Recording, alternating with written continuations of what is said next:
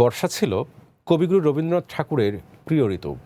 বর্ষাতে পৃথিবীর মায়া কাটিয়ে পরলোকে যাত্রা করেছিলেন বাঙালি মনন সৃজনের এই অসাধারণ প্রতিভা। আজ 22 শ্রাবণ, বিশ্বকবি রবীন্দ্রনাথ ঠাকুরের 85তম প্রয়াণবার্ষিকী।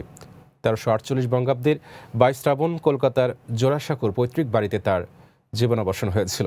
বিস্তারিত রত্নজামানের রিপোর্টে।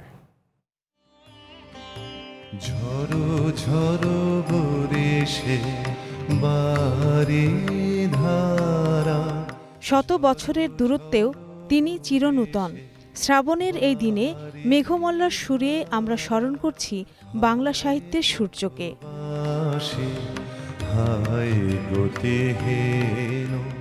প্রেম, বিরহ, প্রকৃতি কিংবা মানবতাবাদ, বাঙালির জীবনের এমন কোনো অনুভূতি নেই যা রবীন্দ্রনাথ স্পর্শ করেননি।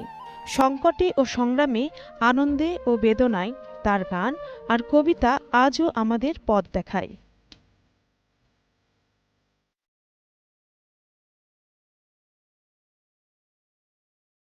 বাঙালির ভাবনার জগৎ যার ছোঁয়ায় সমৃদ্ধ, তিনি বিশ্বকবি রবীন্দ্রনাথ ঠাকুর।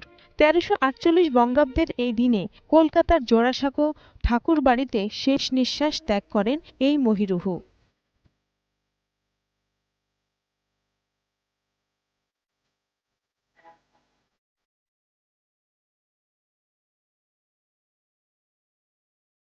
তবে তিনি ফুরিয়ে যাননি, আছেন বাঙালির নিঃশ্বাসে বিশ্বাসে।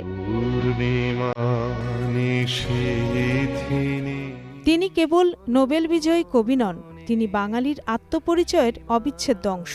রবীন্দ্র গবেষকরা বলছেন, বাংলা সাহিত্যের এই মহাজনকে আমাদের তুলে ধরতে হবে, করতে হবে আরও গবেষণা ও বিশ্লেষণ। রবীন্দ্রনাথ হচ্ছে বাংলা সাহিত্যের একটা মহাজন।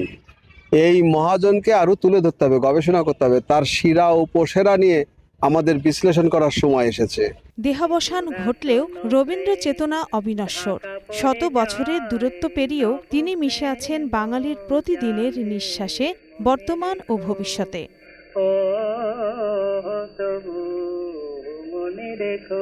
রত্না জামান, গ্রিন নিউজ ডেস্ক।